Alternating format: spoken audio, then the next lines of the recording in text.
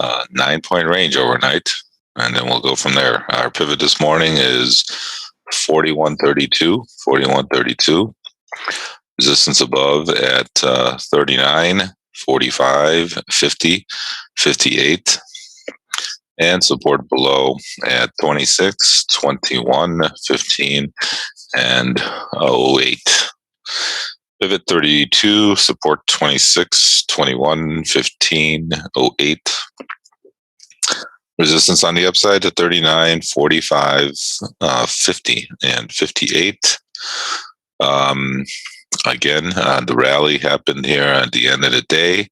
Very repetitive kind of situation here, where you're going to get some one-way trade that occurs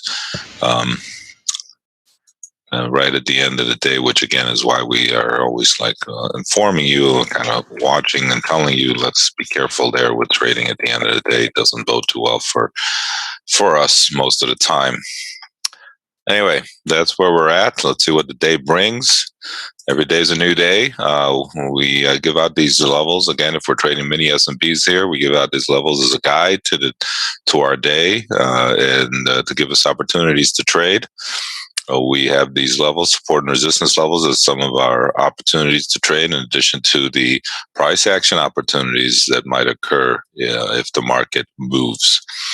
When the market creates opportunity for us, that we don't have any control over.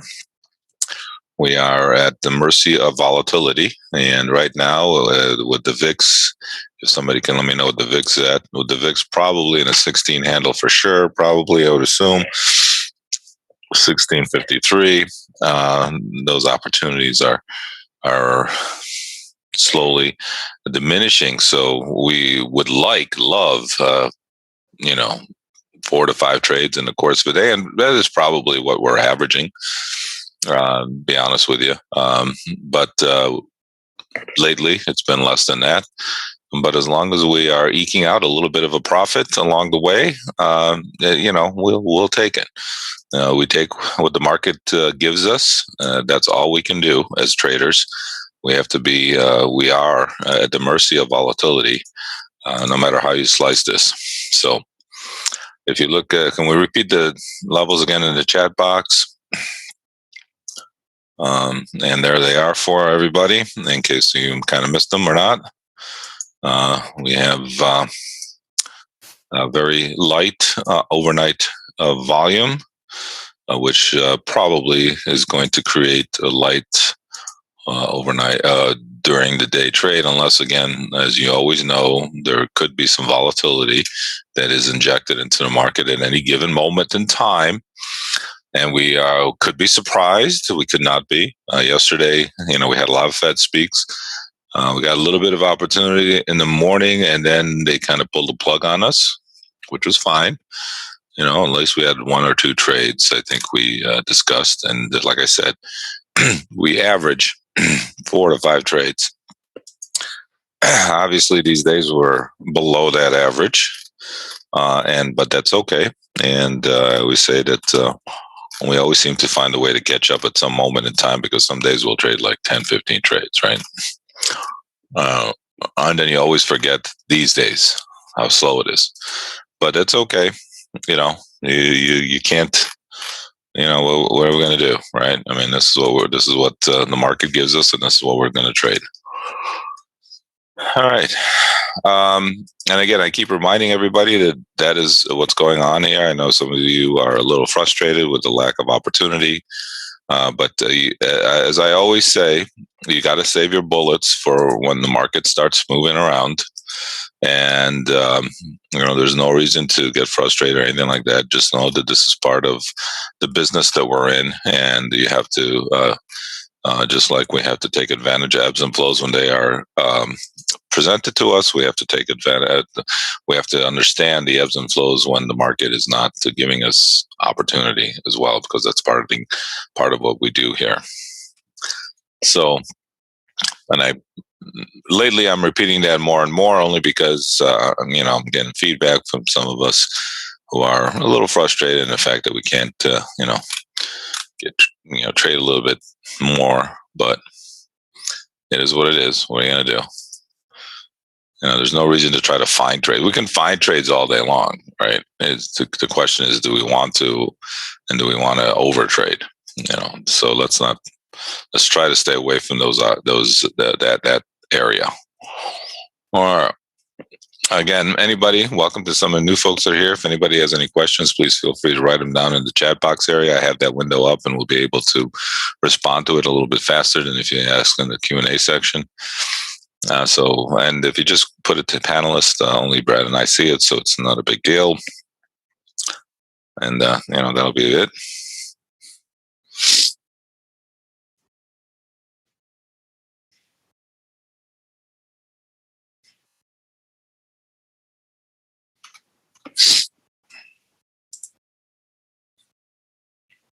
All right.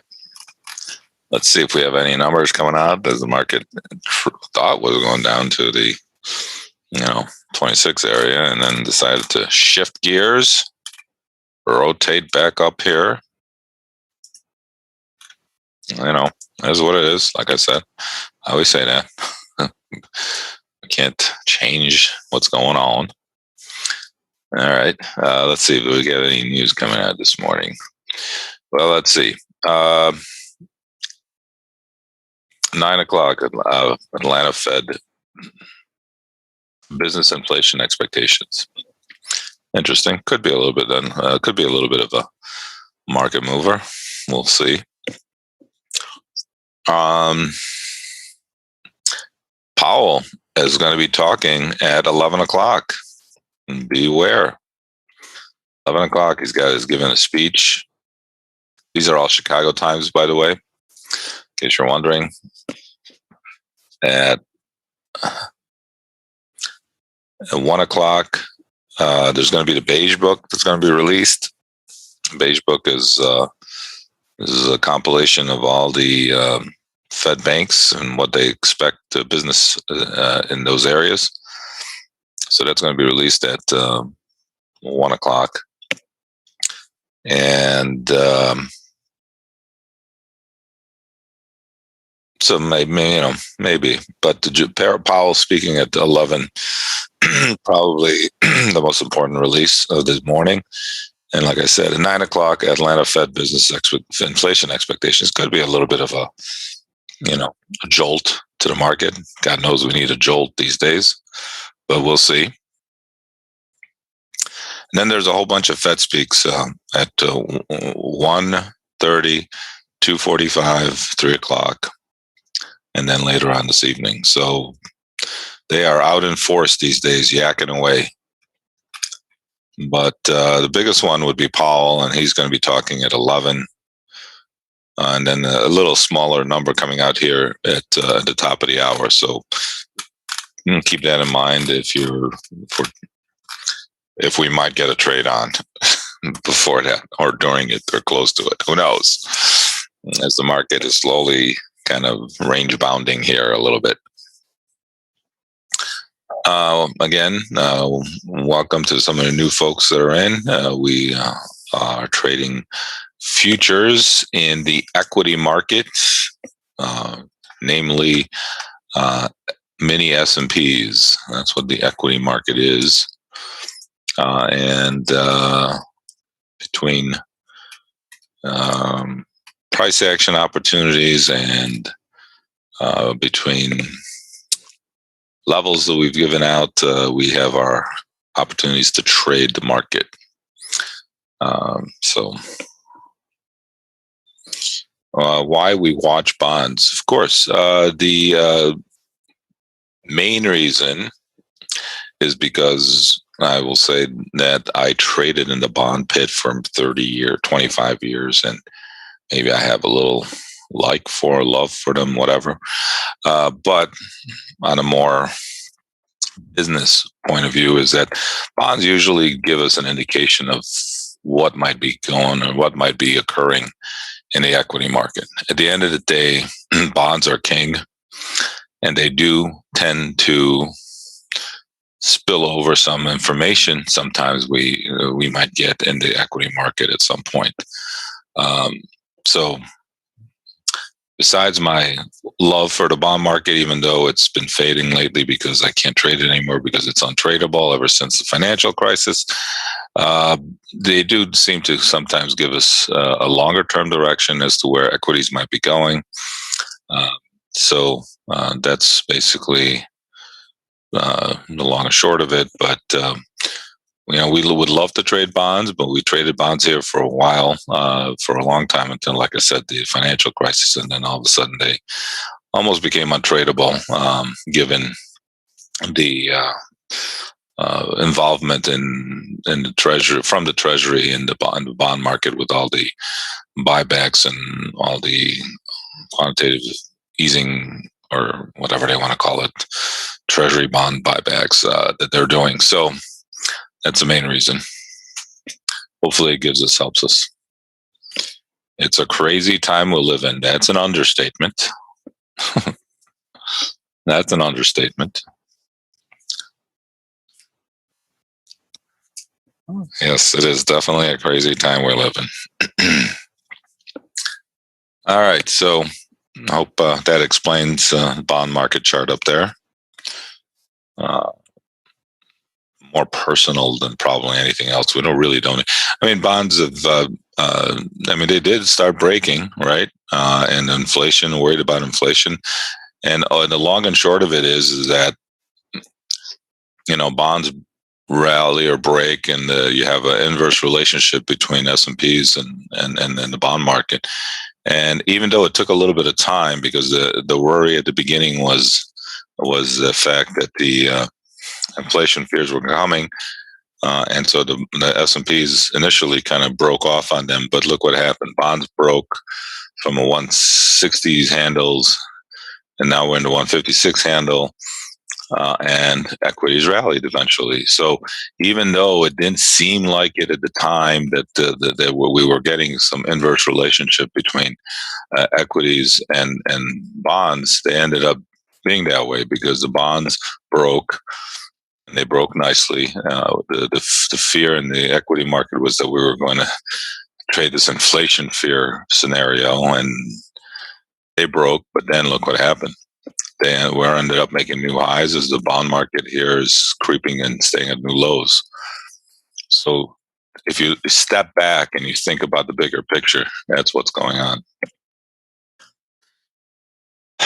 Well, we do look at the yield curve, and we used to look at it a little bit more closely because I had the yields on both of those. But reality of it is that if you look at the longer term, the Fed has more control over the longer term bonds than they do over the shorter term stuff. Well, they control the longer term bonds. They tried it with the yield curve, but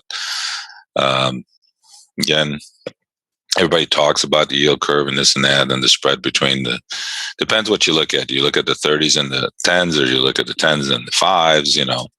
Everybody got their different measurement of yield curve. But we keep all of that. We talk about all of that, and sometimes it helps us when we are trading S&Ps. Again, the main focus here is to trade the S&Ps, and that's what we try to focus on. Now, these are the main charts that we use for our work that we do here. We keep things very simple. We don't get too complicated. I don't have a million screens on. I basically have my one chart screen that you see, and then my other one has my trading platform on it. And basically, I stick with that as we are very straightforward with what we look at, how we're looking at things, what we're trying to focus in on. It keeps us in mode as we are approaching our 39 area here, trying to anyway. So yeah, we are not, we don't have a lot of different tools. We don't use indicators or anything like that. It's not what we're trying to do here. We kind of keep it, like I said, straightforward to the charts that we use. And then that way it'll eliminate a lot of noise that might occur. You got to remember where I came from. I came from the bond pit, right? And I came from the pit trading. And pit trading at the time we didn't have these handheld computers that we were standing in the pit trading with. We basically used, smaller things, and if we needed any charts, we had to walk out of the off the floor to go get them from the machines that they had out there, and that was fine. So a lot of our work is done basically very straightforward, nothing too complicated. Keeps us more focused. At least it keeps me more focused. And besides that, indicators are laggers more than anything else. And that's why they don't seem to, I don't like to rely on them. I rather rely on our charts, our levels, as we have come up here. Speaking of which, even though you think I'm not trading, I am. We are triggered here with our 39 area as a little resistance area. Obviously, we didn't get to 39, but we did hopefully scale in. Maybe you scaled in there, right around there, and maybe you're in. And if you scaled in a half a point above and below, if you scaled in a point above and below, you're in, and trying to work its way down here a little bit. So again, depending on how you scale in, and obviously we're not going to be perfect. That's why we say it's an area, right? The 39 area level. It's one of those things that we can't be perfect about. So we are kind of short here, a little against it, and trying to work a little rotation off of it. And basically, that's where we're at. So again, if anybody has any questions, please feel free to ask.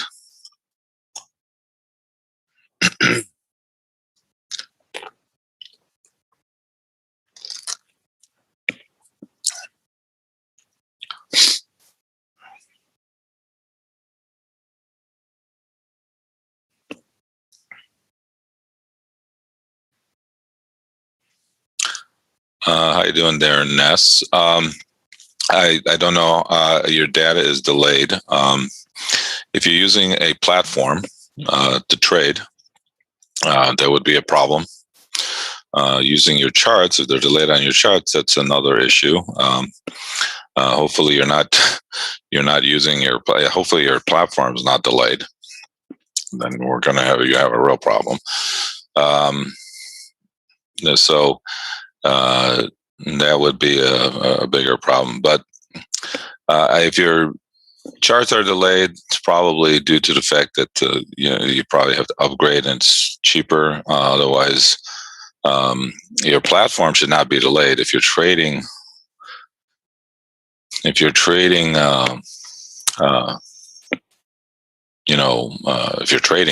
your platform should be real time. So there's two different things: your charts and your platforms. So hopefully, I don't know what the question is, or what part of it that you're asking me about, but those are two different things, and hopefully your data should not be delayed if you're trading anymore. There's not so many places that the data is delayed anymore, only because it is what it is. My trading monitor is just has my screens on it. I got S&Ps. I do have the bonds up there. I do have the notes, 10 years up there. Like I said, I've always had them up there, so I just kind of leave them up there. I use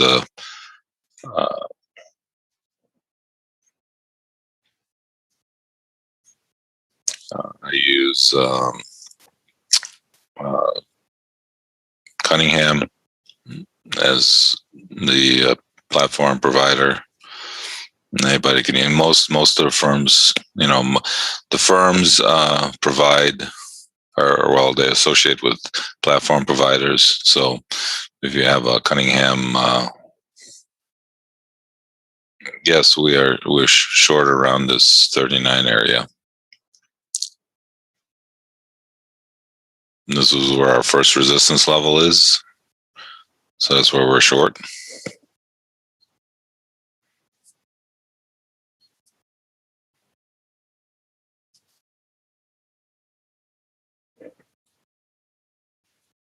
All right, we're working ourselves a little bit lower here again. 2 points is a target, but if the market is kind of not giving us that opportunity as we're coming up, well, not really.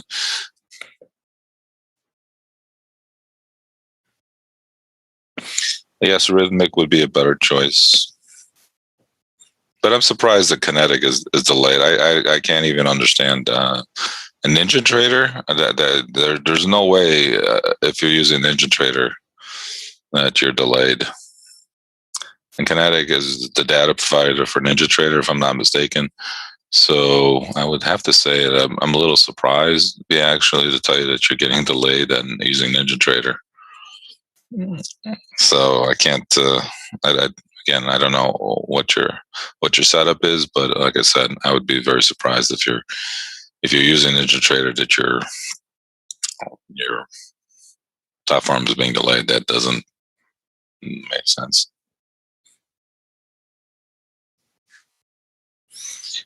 That's a good question. Does time have an influence on my trade? And it does, depending on how it's been trading and where it's been at. As you can tell, it's been up here for a little bit, and so I'm going to start considering exiting my trade. And even though I'm not going to be getting 2 points, on my trade, I'm going to take whatever it gives me, maybe 1.5 in this situation, like I already have taken, because I mean it's giving it to me right now.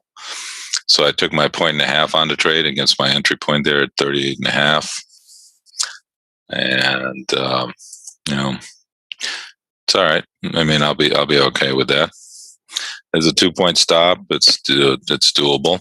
Somebody told us that Ninja Trader has a delayed data if not signed up with a compatible broker. Okay. So, and if you have any extra contracts, obviously you're going to take some profits off and maybe wait and see if we can't rotate down lower. I would cover any rest of them. I mean, I would cover most of my trades right now, and just kind of see if I can't get rotate down to I'll probably cover the rest of them at around 34 if we get down there.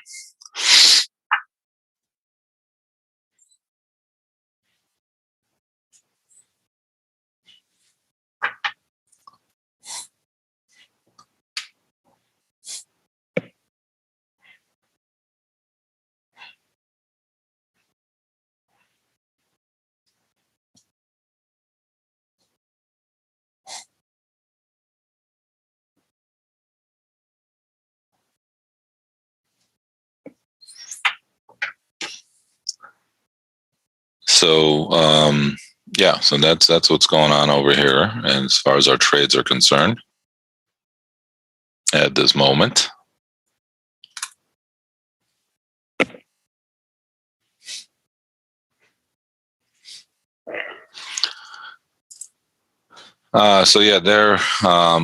There's your reason why Ninja Trader. Some of our other traders have helped me out with that explanation. So they said that if they do have a delayed data if you're not signed up with a compatible broker, which sounds crazy to me. How in the world would you trade delayed data? Doesn't even make sense. But hey, they want to suck all the money out of you that they can. that's what else can I tell you about brokers? Sim traders, even sim traders give you. I mean, if you go to Cunningham, if you're a sim trader, they'll give you live odds, live odds, live chart, live platforms. Good morning, there, Gervin. So yeah, again, it is what it is. Can we repeat the levels in the chat box area, please, for us?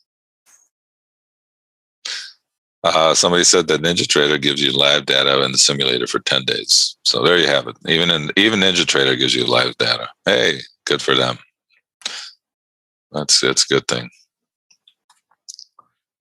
All right, like again, we talked about exiting the trade there because of the fact that we were there for 10, 15 minutes on the trade. And like I said, we have kind of a limitation there. No problem there, Ness. And somebody says that they pay $39 a month for full CME feed. I have to tell you that CME also, they're another. I own their stock, but damn, they just like to squeeze the hell out of all the traders. I mean, they have no respect for the traders anymore. None. I guess I've been there way too long, and I complaining about that. That's another story, though. We're not going to go there. It's bad enough I complain about the brokers.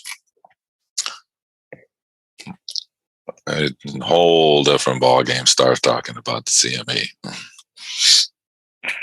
Whole different ball game. You don't want me to start talking about them. All right. We do have a small number coming out here in about 4 minutes. See if it's small or not. Maybe it is. Maybe it's not. I don't know. Never know when these numbers are going to be released, if they're going to create some volatility or not. And so we did have we talked about exiting our trade against the 30,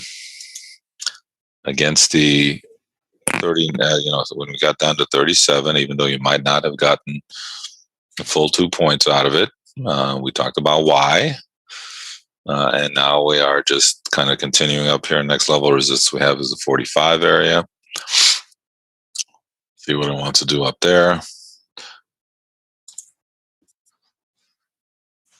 Again, these are all-time highs, right? So nothing here is set in stone. You're going to keep your stop in because we never know when these things are going to run through or not. Most of these levels are subjective based on Fibonacci's or maybe based on some charts that we extend our trend lines to. So there's no there's no any level that is like we've never had before, never tested before, is open up to interpretation as to it could do anything it wants up there. And that's why we widely always recommend you use stops no matter what the situation is, because we just never know. Okay, so there's your disclaimer to upper sided levels here. And again, we stick to our 2 points. I think it's a good number, especially these days when the markets are slow. We always increase our volatility. We're always dependent on volatility, and sometimes we might have to increase our stops to 4 or 5 points. Last March, we were at 10 points stops, so with 10-point profit targets. So everything's dependent on market reaction, participation, volatility. And so that we have no control over, but we do adjust to it. So we have a small number coming out here. Atlanta Fed, we'll see what they want to do. Market is anticipating the direct listing, not technically an IPO, of a Coinbase today as cryptocurrencies continue to gain traction. Bitcoin rising 5% is approaching 65,000, and all the other sub Bitcoin cryptocurrencies are also gaining in value as the market continues its low rise to new highs. Again, it is what it is. We have no control over these highs, so keep that in mind. 45, we have a number coming out here in about a minute. That's about the only thing I could say that's going to happen. All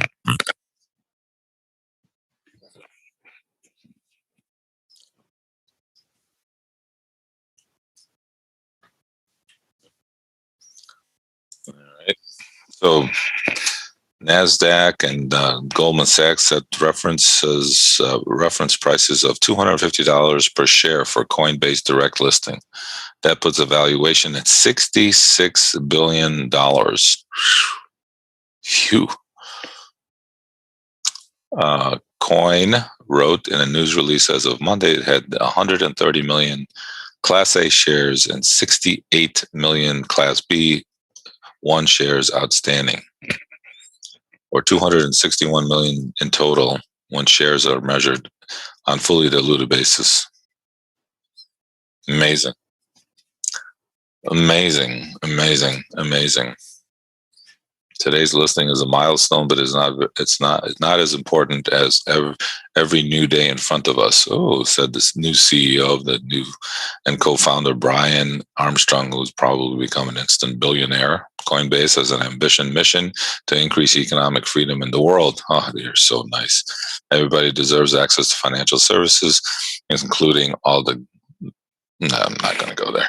That could help them build a better life for themselves and their families. Wow. Wow, look at that. Look at there. We have a lot of hard work to do to make this a reality. Good for you. All right, this number is out. So didn't really react to it much, but yeah, I love these guys. These guys are great. They're not talking about why. I'm not going to go. Just be quiet, Saul. Just be quiet.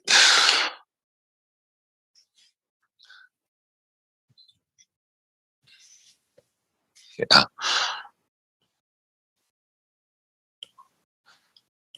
Yeah, Coinbase will solve all the world's problems. Yeah, they're also going to give you a platform for all the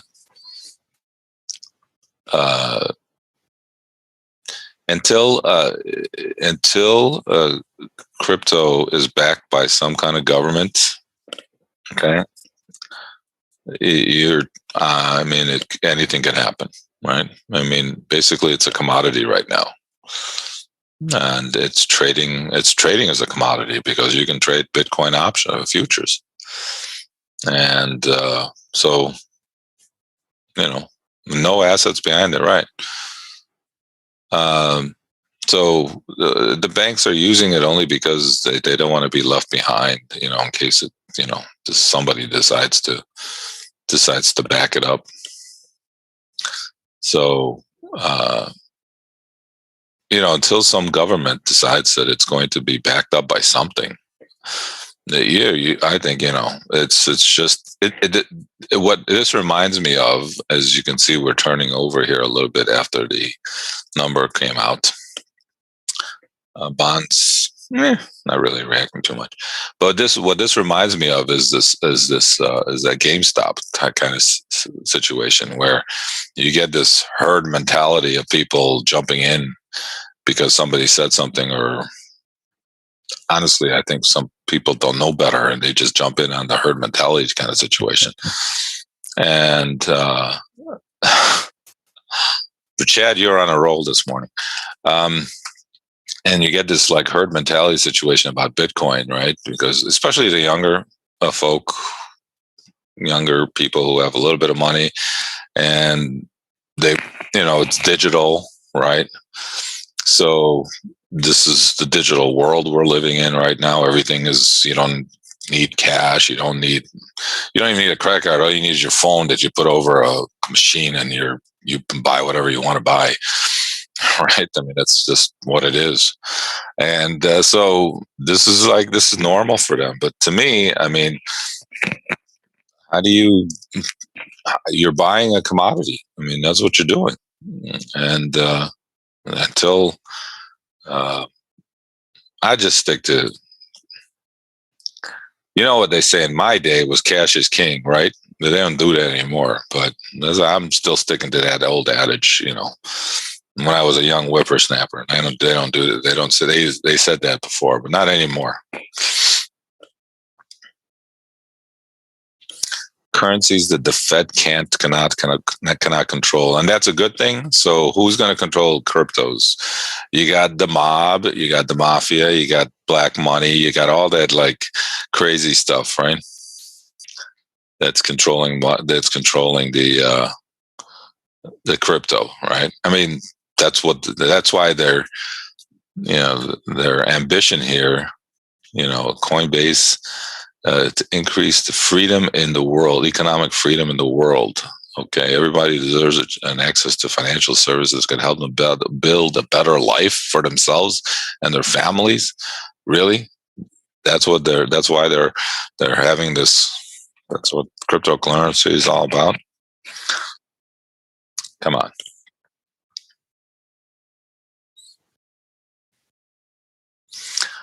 I don't know. I mean, think about how it started. You're right there, HD. You used to have a computer that used to create these, I don't know, whatever it was, whatever technical term they used to call it, and you had a Bitcoin. You sit there and you farmed it. Whatever farming of Bitcoin was, that's what they did, right? I mean, that's how it was created. So, I mean, I don't know. Explain that one to me. That's how Bitcoin cryptocurrency was created.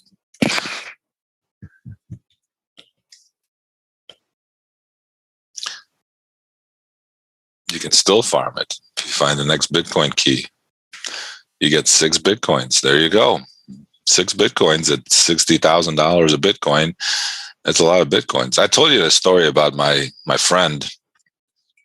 My friend had his son was a IT geek, and his son is probably about 25 now, I would say.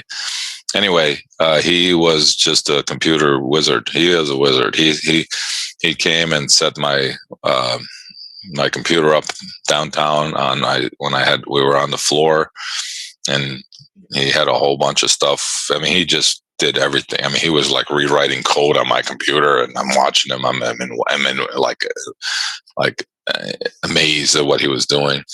And he actually was one of the first people, I mean, that I know that actually told his dad, my friend, that he had these Bitcoins. And my friend is like, oh, that's great. He's like, fantastic. He told him, I got like 20 Bitcoins, Dad.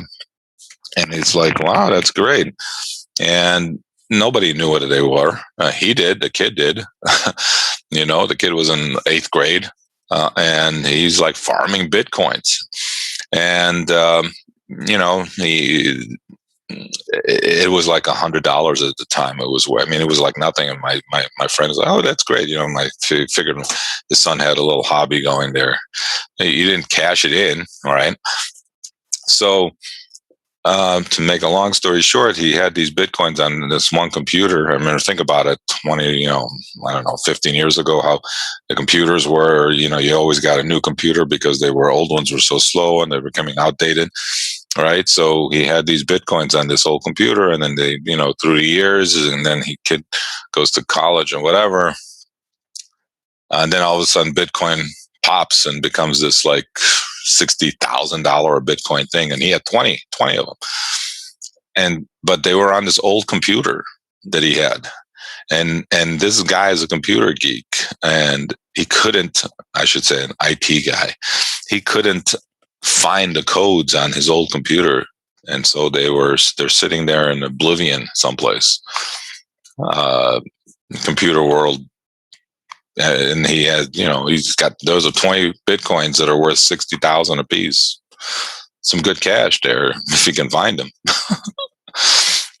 But who knew? I mean, he didn't know. My friend is like, oh, great. My son's got a hobby there. Again, another hobby because he was like, in front of his computer screen all the time, and he can't get him anymore. And believe me, if there was going to be anybody that could get him off of that computer, it would be him, because he knew how those things worked inside out. That I can tell you. As you could tell here, I'm just talking. Because we are up about our highs. We had a little rotation to our 39 area. We took a little bit of a profit there. We would like to have taken about 2 points, but we got maybe 1.5 points on it. As I suggested, maybe we should get out of it. If you did that, then you did okay. Yeah, well, this story was told to us when the Bitcoin was at 15,000, right? And then it went down to 5 or 6,000, whatever, rotated down about a year ago, right? And kind of stayed there for the longest amount of time. So the pain wasn't so bad. But now, if I retell that story to my friend, or if I ask him to retell that story to me, it would be much more painful. So, yeah. And believe me, the kid tried to get those whatever code that they need, the keys or whatever it is that he needed off his computer. He just couldn't do it. Imagine that. All right. So if you think I'm not trading, I am. We traded once. I'm not here to tell stories. I really am not. It's not what I do. You all like, some of you like my trading stories. It's not a trading story, but it is a story. But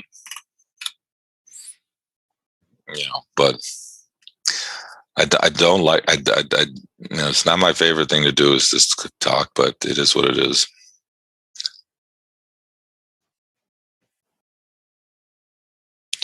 No, I would buy, if I had a support level right now, I would be looking at around the 36, 37 area.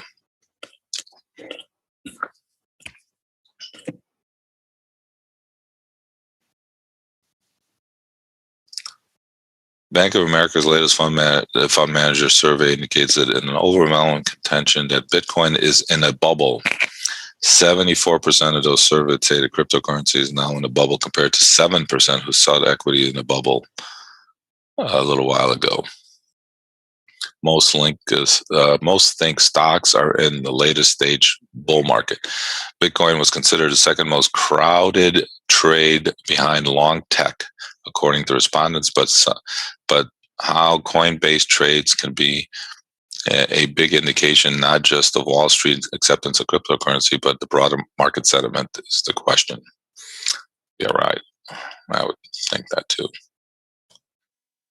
Morgan Stanley says the underperformance in an IPO and specs is a signal that the excessive liquidity provided by the Fed is finally being overwhelmed by supply. Really, my experience is that when new issues underperform this much, it's generally a leading indicator that equity markets will struggle more broadly. A chief equity strategist writes, when combined with the fact that leverage in the system is very high, it could spell more trouble for riskier, more speculative investments. All right. Golf was a little chilly for my liking, but I played well, so it was okay. I guess I can't complain. Today, it's a little bit way too cold. It's in the 40s today, so I'm not going anywhere.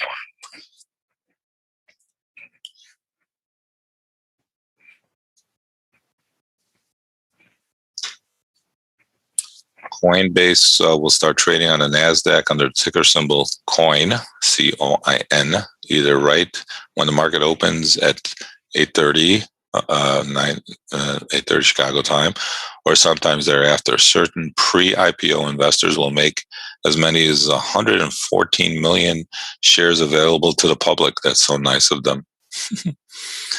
Coinbase operates a popular trading platform for Bitcoin and other cryptocurrencies, and also offers services like hosting a crypto buyer digital wallets, which stores their holdings.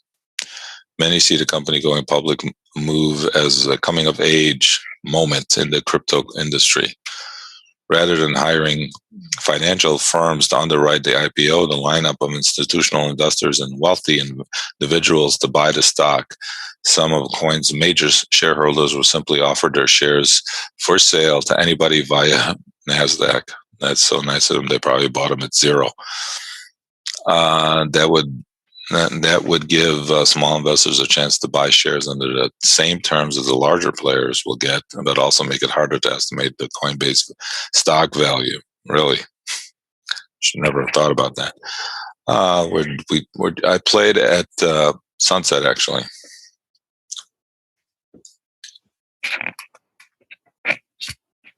It's nice there. I like that. They did a good job there.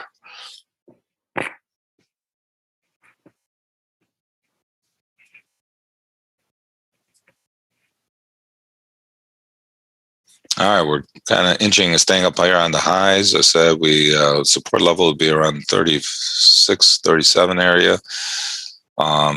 The trade when the market goes up is very, very subdued. Lack of volatility. The VIX is at 16. All these things come into play.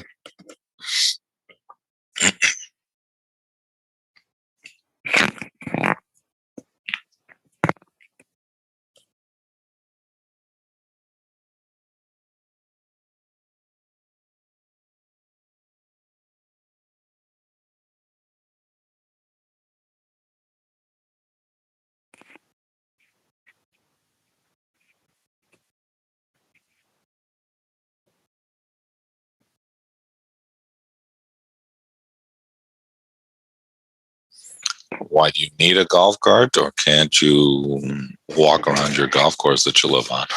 I mean,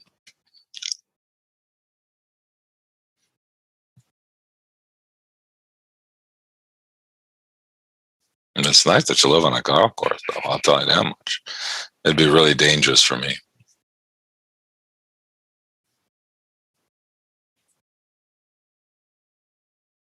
Okay. And look, I'm not into walking, but because of these days, the weather has been so bad that they tell you got to go cart path only with the carts. So I'd just rather walk than have to walk back and forth a million times.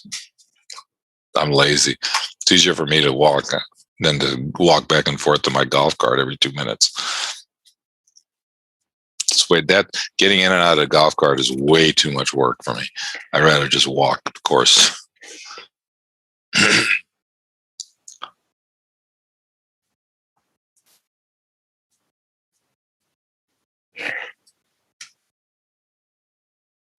Yeah, well, I can see that.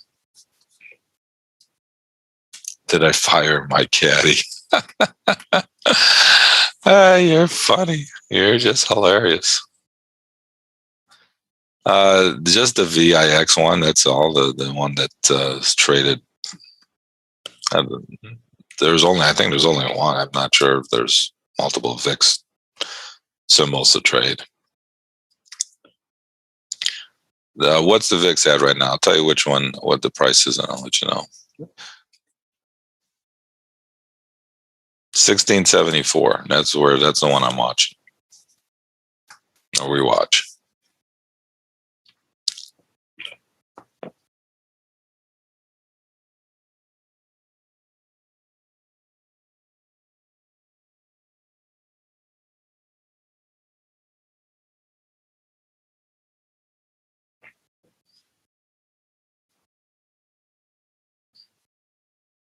Whichever one is trading around 1674. That's what I'll tell you.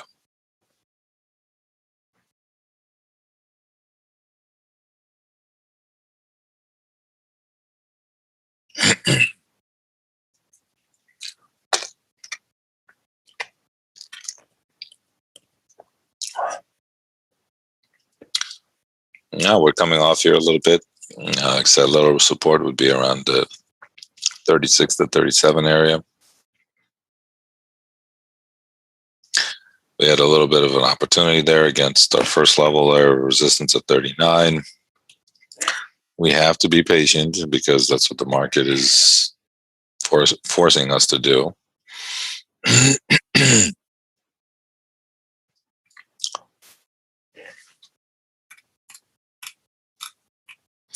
So now we do remember going forward. We got Powell speaking at 11 o'clock.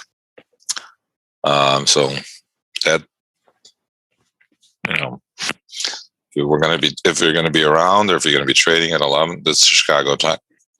You have to be mindful of that because you never know what he could say and what the market's going to interpret him saying. So you have to be a little bit careful when he talks. Like the old EF Hutton commercial. Old enough to remember that one.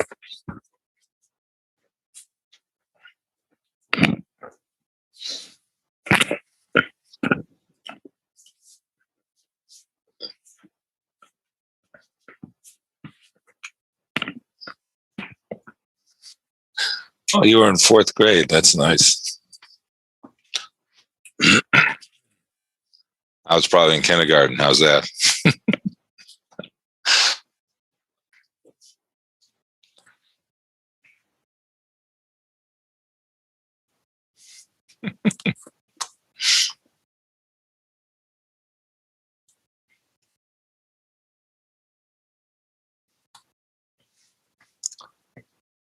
Do you believe that golf clubs matter? Do you mean the newer versions or the older? I mean, let's put it this way. I was golfing yesterday with a guy who always buys the newest stuff, right? And I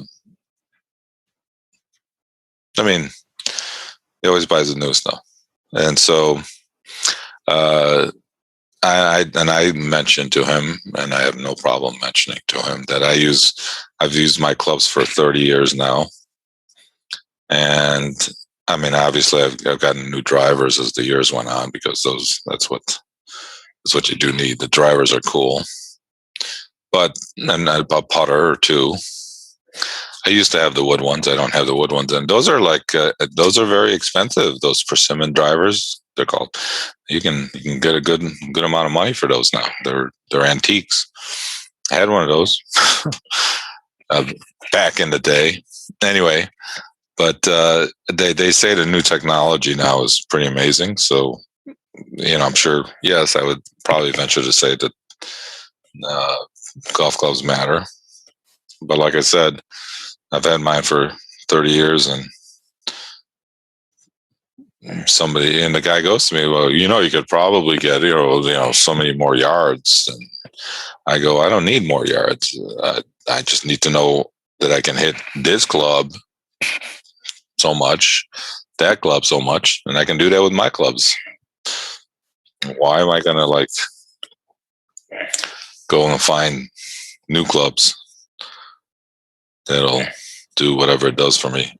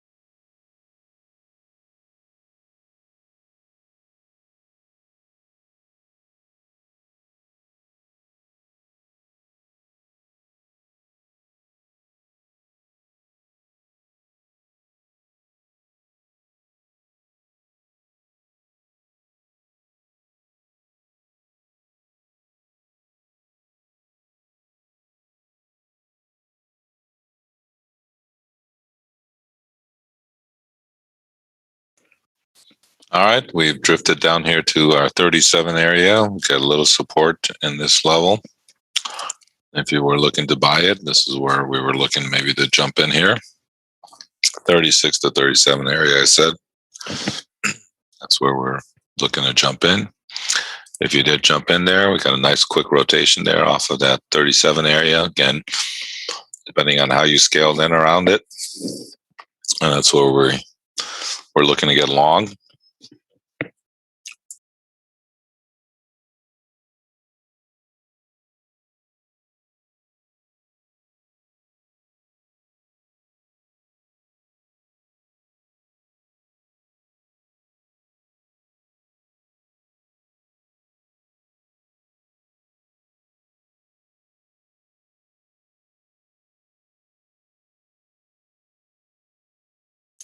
And you guys think I'm not trading, or all I do is talk about golf all day, but I actually gave you a nice little trade there because I hopefully got in.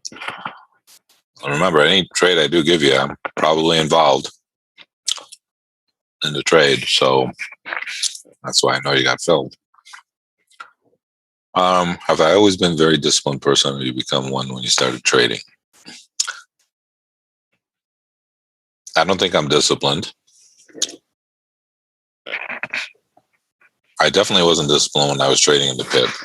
That I will tell you. That can go without saying. I've become a lot more disciplined trading electronically because I've had to, because you have no choice. Like I've said many times, when I was trading on the floor, I'd always have a position on, no matter what. I mean, I could be long or short. It didn't really matter if the market was going up or down. I was just trading. My job when I was standing on the floor next to a broker was to facilitate the broker.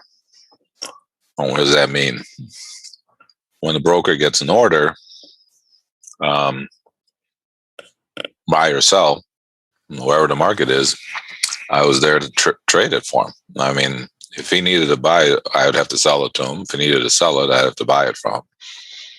And I was there just to help him with his book, so to speak. So I didn't really have too much discipline at that point. I was just at the mercy of whatever the broker was doing at that time. So basically, I was hoping that when the orders come in, that they were wrong, right? And they also had to give up an edge, right? I mean, that was the whole point of having a seat on the exchange was, I worked for myself. I was totally independent.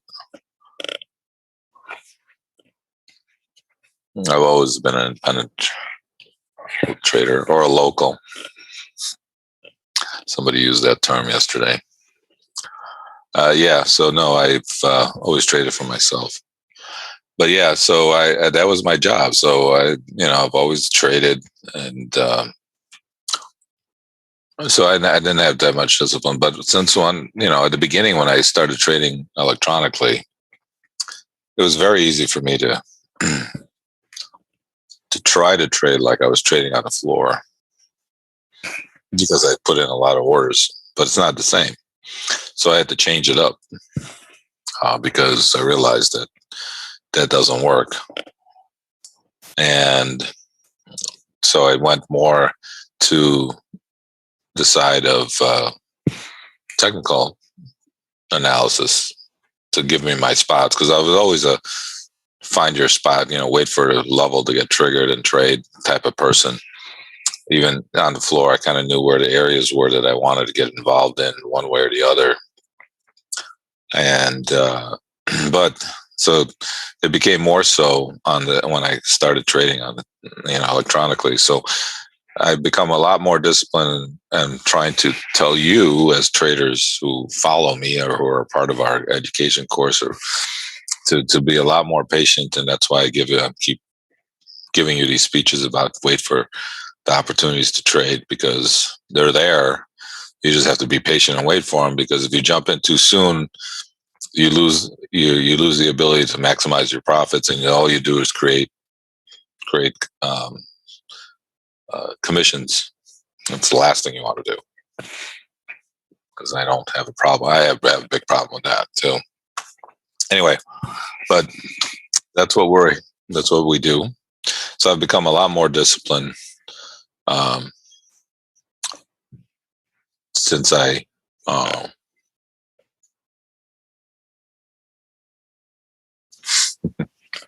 since I been trading electronically, and I've been trying to share that wisdom with you a lot more recently because of the markets have been so slow. Obviously, when markets are moving around a little bit, that's a totally different story. All I'll say, Don, it's Don just said that I can tell you this is going to be a bad day when you are looking to get long and I'm looking to get out.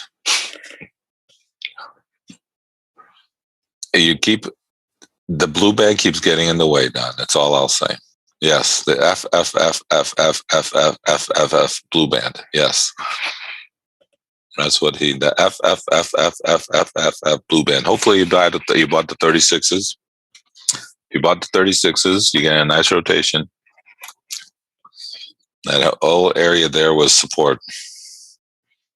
If you were trading, I said that earlier. We waited for that level, and for as many Fs as you put on that blue band there, Mark is throwing kisses at it. That's all I can say.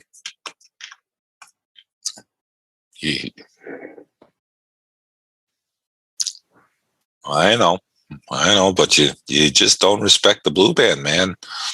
I just hate to tell you, you just don't respect it.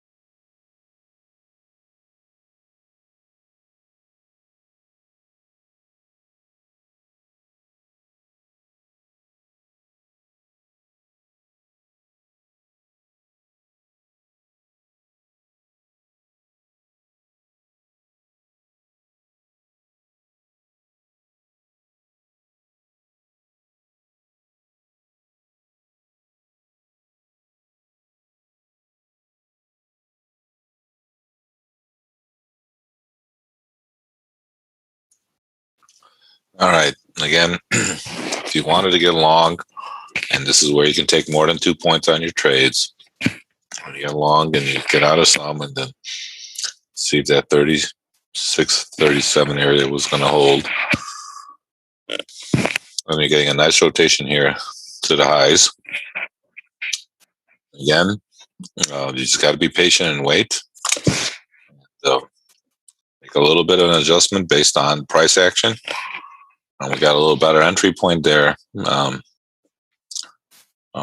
based on the fact that we waited for the 36 to 37 area, and we quickly coming up here now. Next level of resistance we have is here at 45. If you happen to stay long, maybe you are. You're getting a nice little push up here. Maybe some of you did happen to stay long. Coming up here to our target would be the 30, 45 area. Maybe. I'm just saying, it's a possibility. It's not like you have to wait on this one. Of course, it stops at 44 and rotates down instead of getting up a couple more ticks.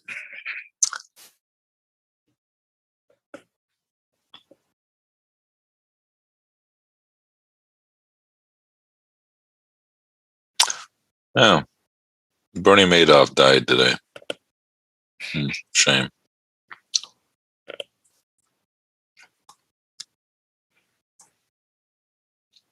$82. Well,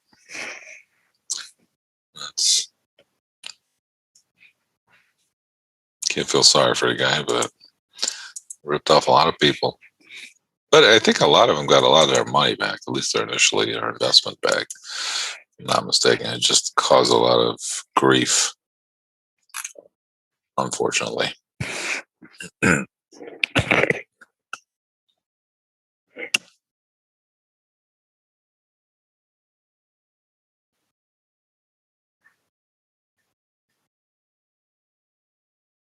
70% returned. Okay.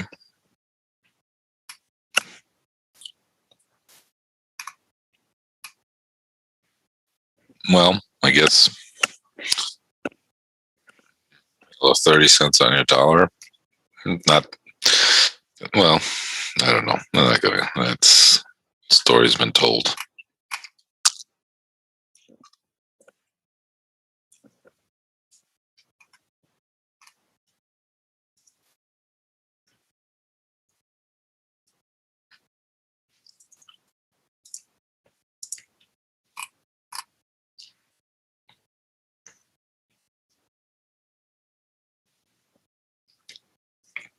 For those of you computer geeks, Apple's going to do their Apple event next week on Tuesday.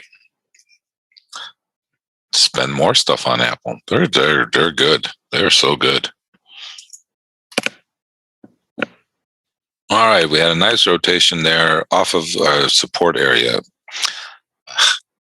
If you did anybody have the 44? I was in at 44 and a half, so I did not get.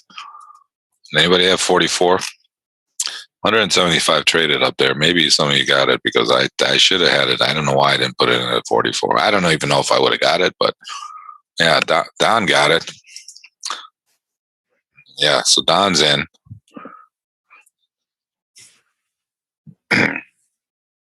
And Mark. Oh, you guys are all. I should have got it. I did. I put it in at 40. I was just so happy for my 36s, so I was like, hey.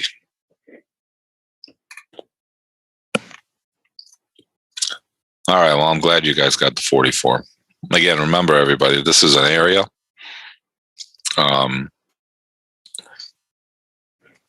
No, man, I'm not watching a dome for the orders. No, I don't. I have the orders in my and already in there.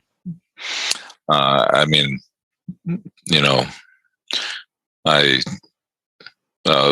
some of our traders had 44. They got filled. I put my initial order in at 44 and a half. That's how I had the below. I had the 38, but this time I put it in at 44 and a half. I don't know why. Anyway, but I didn't get filled there at. Oh, how did I see that 175 traded? Because my platform tells me that. So I guess my dome tells me that. Yeah. So that's why I have I have I have what is traded at each price that's being shown to me, and that's where I get my value areas.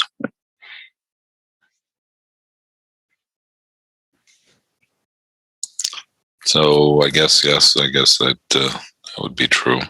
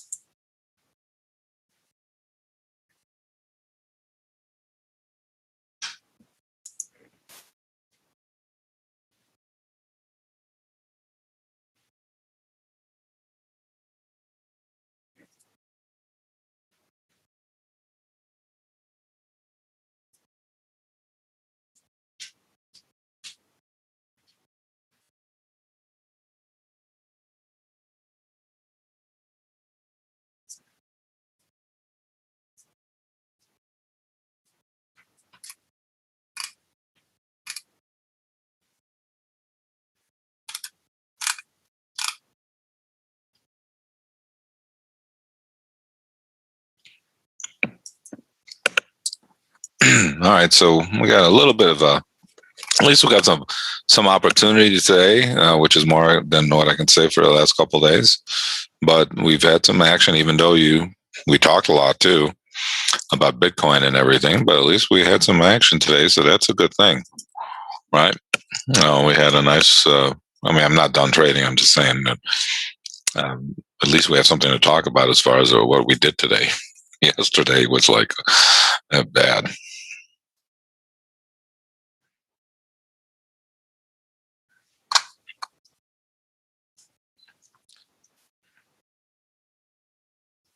There you go, Mark.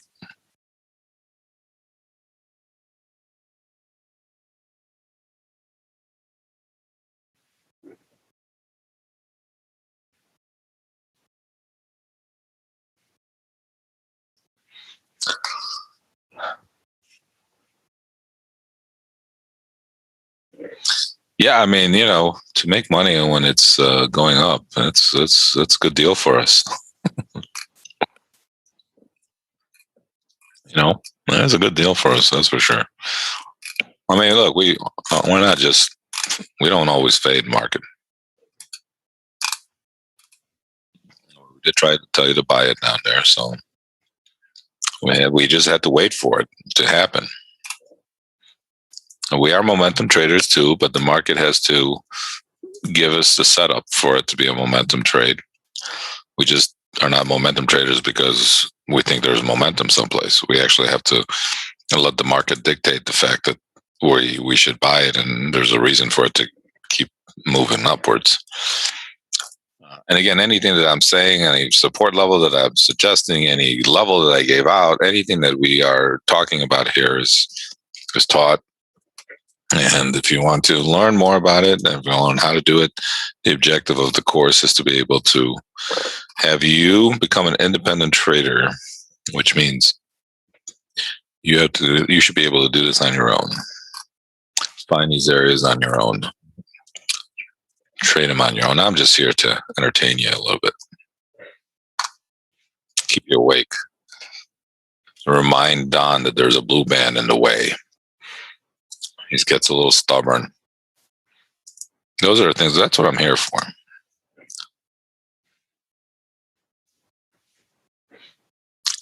Yeah. Who you got to talk to? I don't.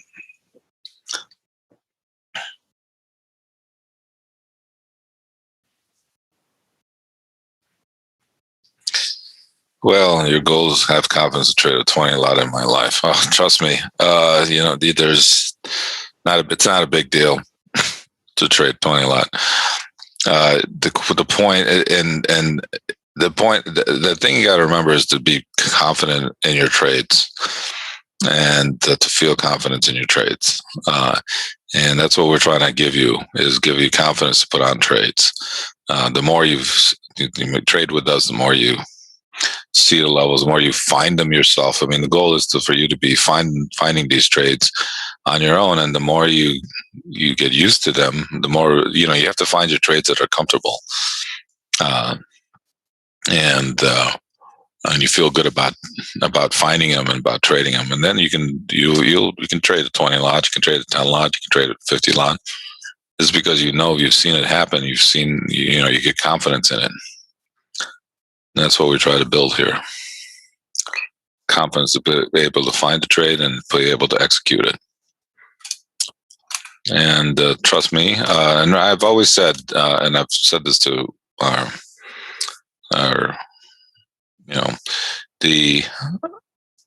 when you go from 1 lot to 2 lots, you're increasing your size 100%. Okay, but you're increasing your mental risk 1,000%. Okay, your mental risk, you're increasing 1,000%. So, that's what you have to worry about. It's not the fact that how do you handle trading that size mentally, and that's the part that's the problem. That's a profit. That's a problem that people have to deal with that they don't think about. somebody told me one time, I was trading and I told him I made, I don't know, let's say, I said I made $3,000 that day. And he goes, well, why don't you like increase your size, double your size, and you can make six? It don't work that way. It just does not work that way. You cannot increase your size and go from, the one day you made three on trading 5 lots, $3,000 trading 5 lots, and then the next day you trade 10 lots and you make 6. It doesn't work that way.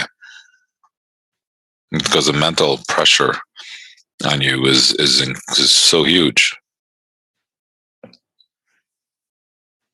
And so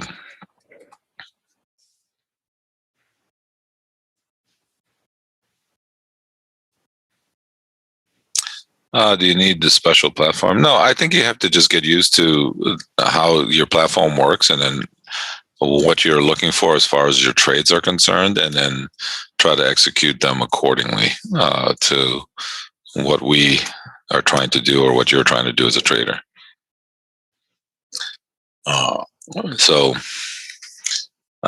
that's what that's what you're trying to do. As long as you have you find your reason to trade, then you can go and put your order in. Like I said, you want to buy the 36, 37 area, so you put your orders in there already. They're already there before they get there. We had resistance at 45, so you scale in around the 45 areas. Like I said, some people scaled in at 44 and they got filled. Now, you don't know that the market was going to stop at 4. I didn't know the market was going to stop at 44. I wish I did. I would have told you guys. But it stopped at 44 instead of 45. And so consequently, I didn't get filled, but some of our other traders got filled because they scaled in around it. You could have scaled in around the 36, 37 area, got filled down there. You definitely could have scaled in against the 39 area that we had initially. So absolutely, doesn't really. I don't think platforms matter. It's just how you enter your trades matter, and what you do with them.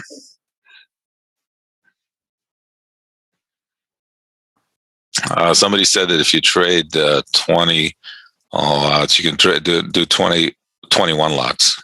Is that the same way he's asking? That's funny.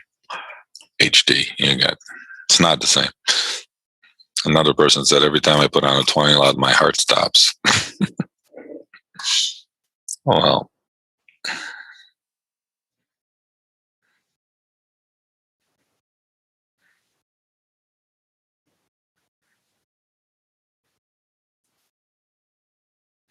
So I'll tell you a couple. I don't like to brag about the size that I put on at all. It's not what I do here.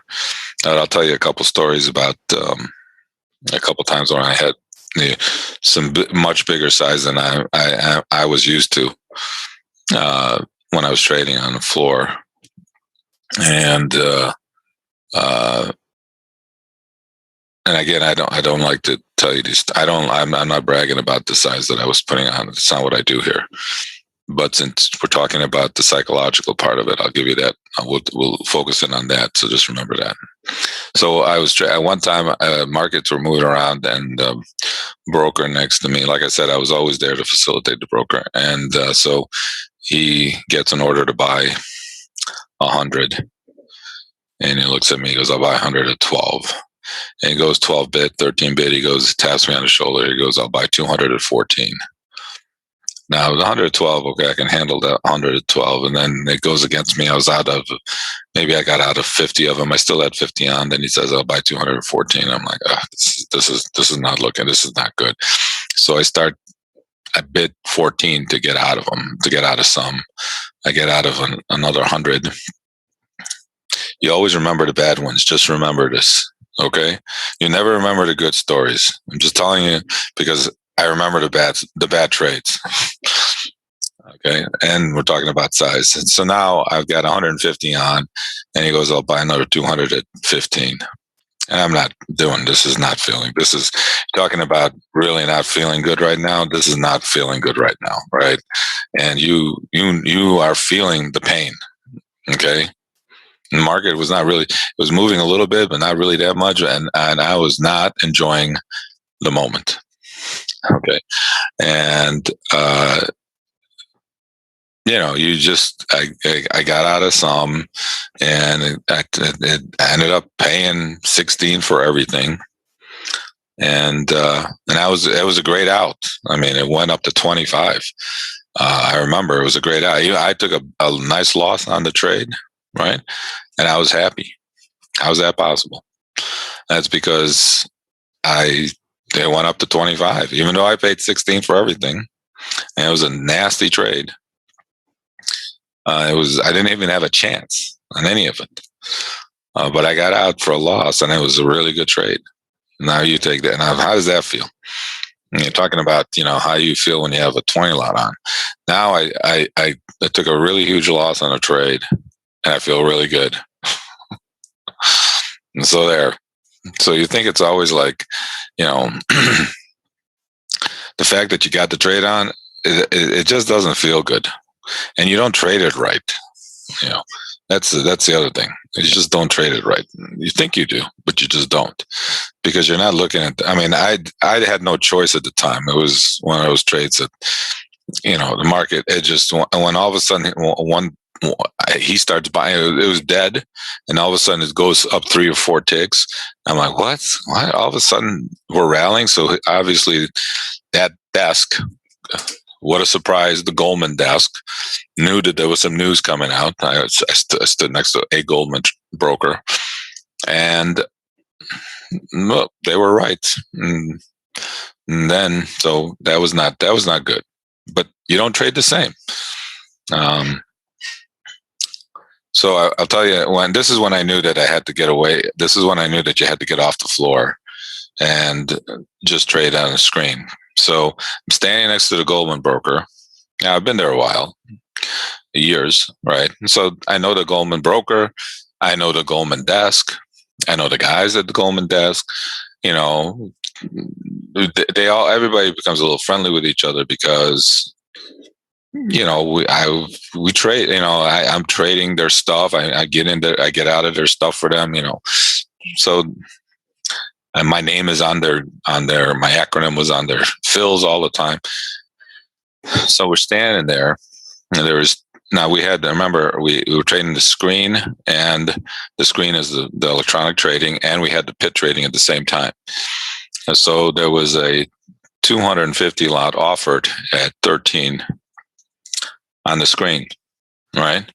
He gets an order, tells his broker, the broker standing next to him, to buy 200 in the pit, right? So he buys the 200 for me, and I just go to my clerk who has got a computer screen in front of him. I say, buy me 200 on the screens. He buys them on the screen as well, broker at the desk. So I got like nothing left. I can't buy him.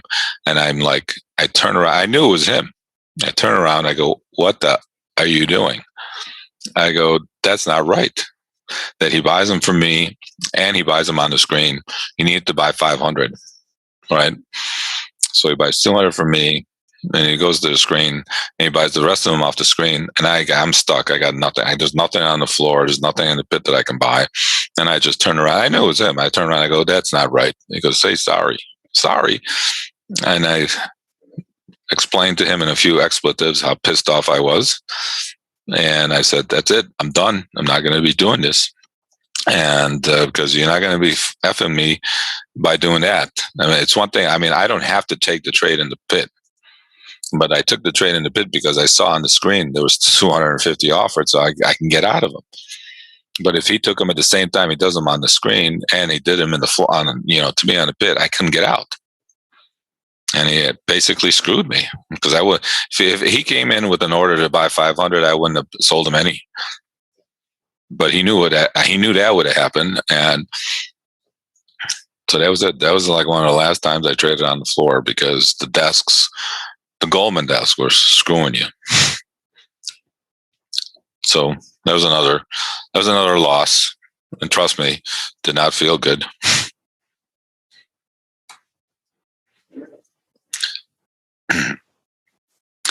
So yeah, that happens. That happened. That was the last time I traded. One of the last times I traded on the floor was when the guy screwed me, when he erased me to buy the stuff on the screen electronically.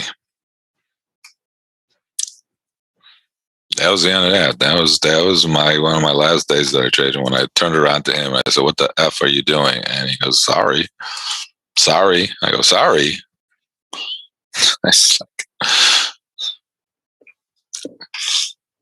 Anyway, that was that story. Yeah, yeah. I remember. Remember, I always said that you could say as many expletives as you can or you want to, as long as you don't punch anybody. They don't. They don't care. You can. I can call them names. I can call them whatever. I'm fine. Just don't punch anybody. And believe me, I felt like punching him. Sorry. That's what he told me.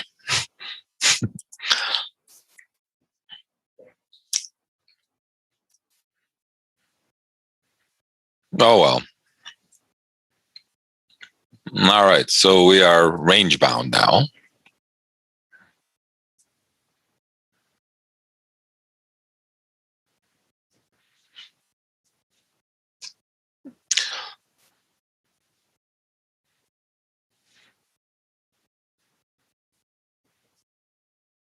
So whoever wants to trade 20 lots, it's really not that exciting. It's it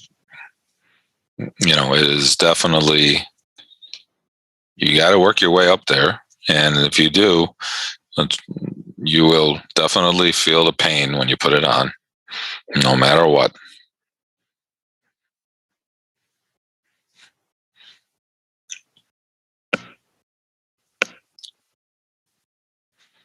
It'll happen.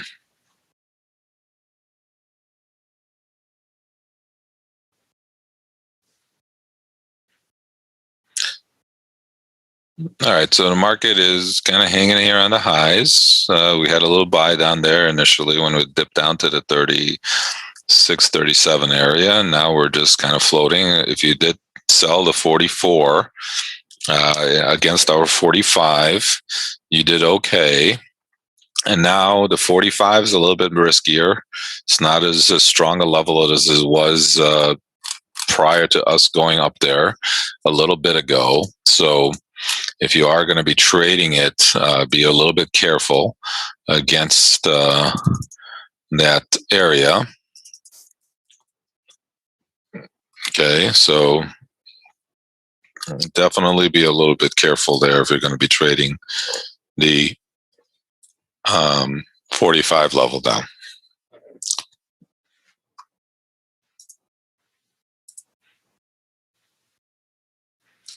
So again, sometimes when you're trading, bigger, and you get out for a little bit of a loss, it's like a big win, because it could have been, because you could have been a lot worse. So it's one of those, you're just happy to get out and say, "Whew."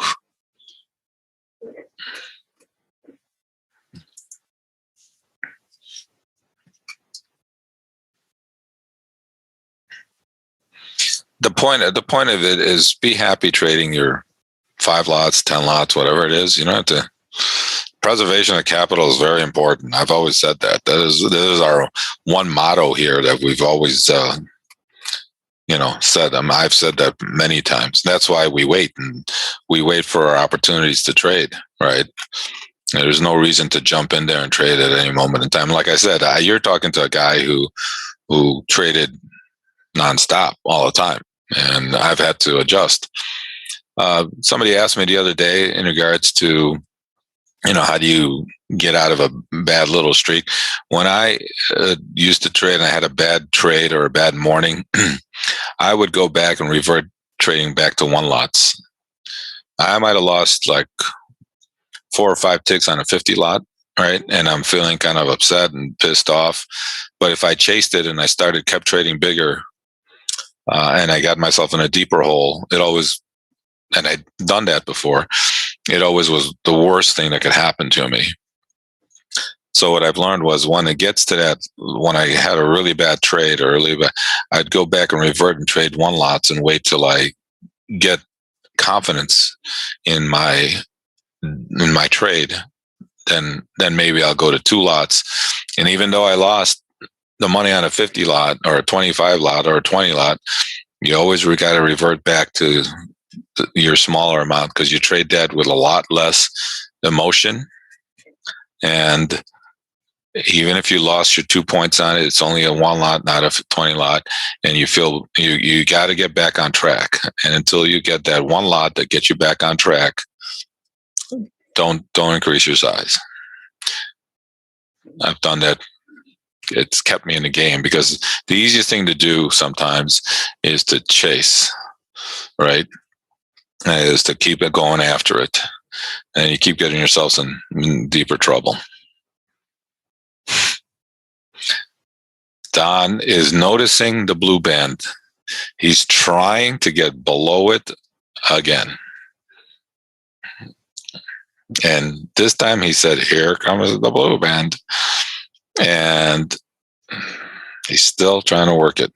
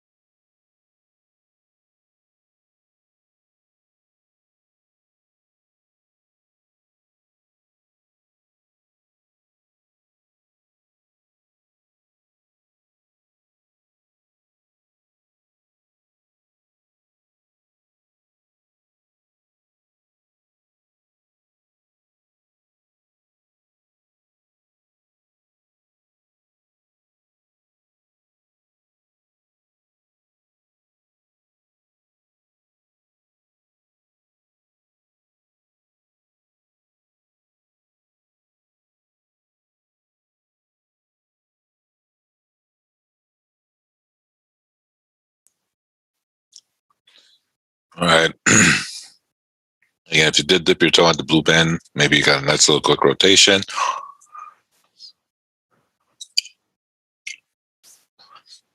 Why not just wait to buy the blue band, Don?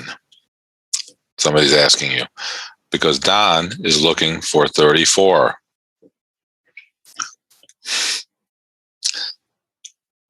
$35. Sorry, he's correcting me. And Don's a very stubborn person. Went down to 36 last time, and he did not cover. Now he's looking for 35. He wants 35. Hey, it's Don for you, man. What can you say, right?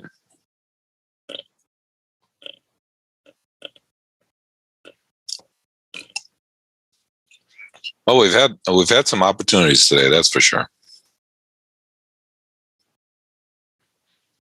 No, Peter, are you here?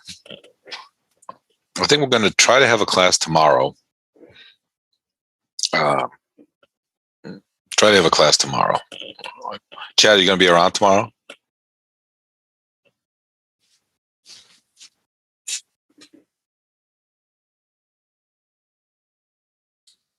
Okay. Yeah, we'll schedule a class for tomorrow, and so we'll see if Peter's available or not. He's been working hard these days. He's a doctor.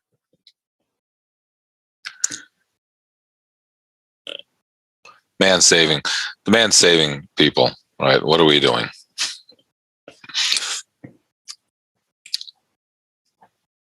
We're playing golf. He's saving people.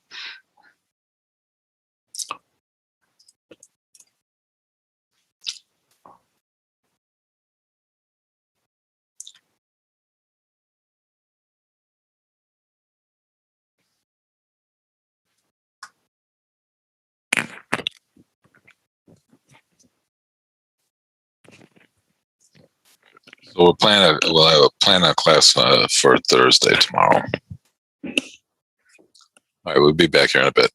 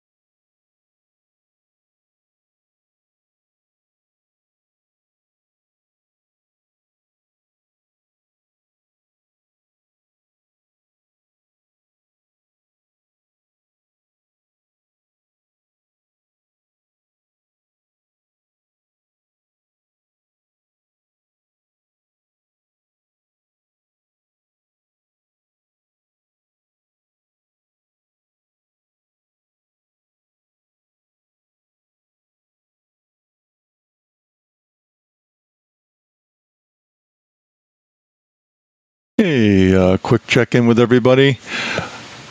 Let us know if you need any help signing up for Sal's friends and family. Raise your hand if you are interested, and I can send you out the details. Don S, let me know. Hey, Donald B, let me know. Hey, Gary, are you signed up for Sal's monthly? I think you are. I shorten up the name, so sometimes I can't tell. Greg W, I think you are also. Just let me know either way. Hey, Harris, let me know if you're ready. Matt, a lot of questions today, Matt. You're getting your $25 worth. Shidu, let me know. Give me a quick hi sign.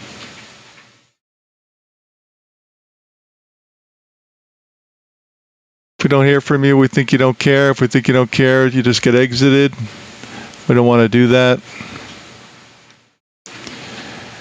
And the bot has no mercy. I had to save somebody yesterday.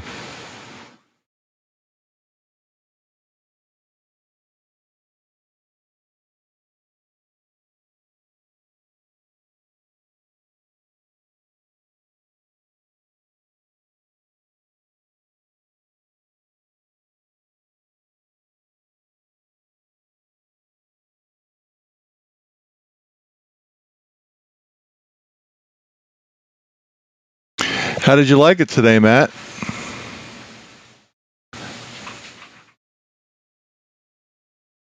Matt, come on. You're watching, you're asking questions. I think what's great, right? But wouldn't you rather do that as part of Sal's friends and family? Or do you think you'll run out of questions and then you really will miss the whole thing, right?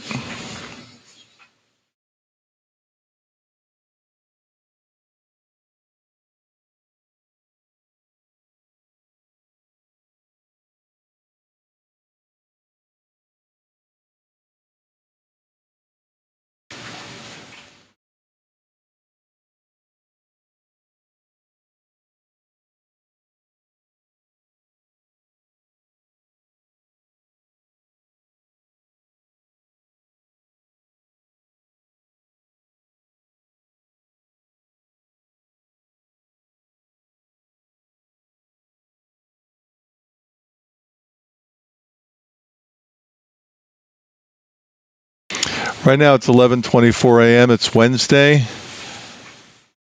4/14/2021.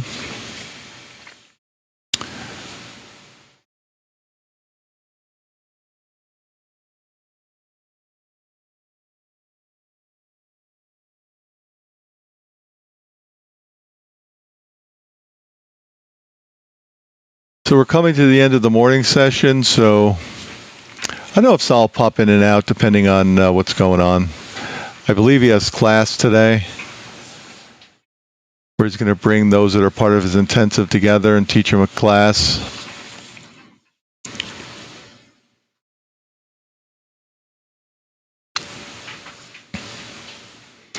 Oh, it's tomorrow. Okay.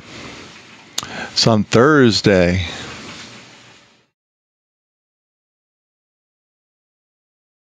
All right, so I'll be in the background. I've sent the information out. Take the time to sign up for Sal's friends and family.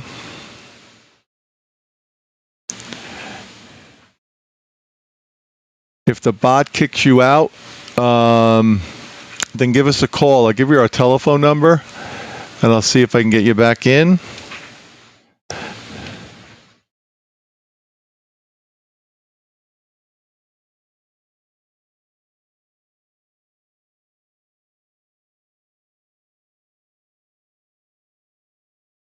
That's out to everybody now. I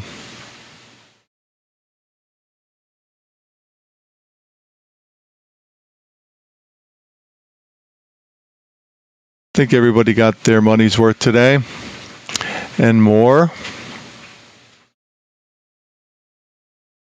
And remember, it's really just out of respect for Sal.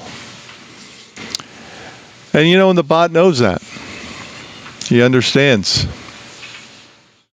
He does a quick algorithmic calculation on how many questions people ask, what kind of information they're looking for. They rate that against their guest status and where they've rolled into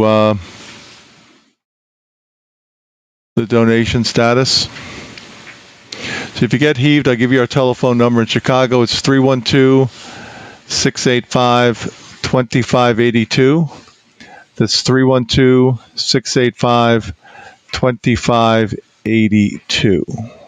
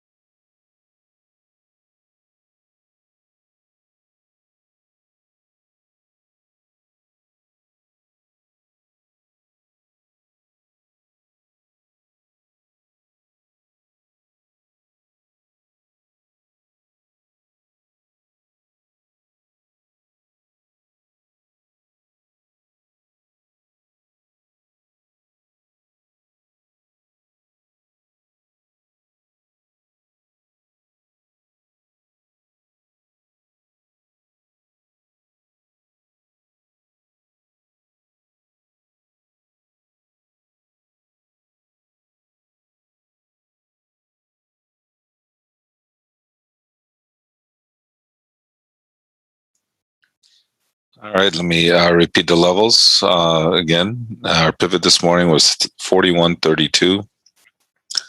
Resistance at 39, 45, 50 and 58. Support below at 26, 21, 15 and 08.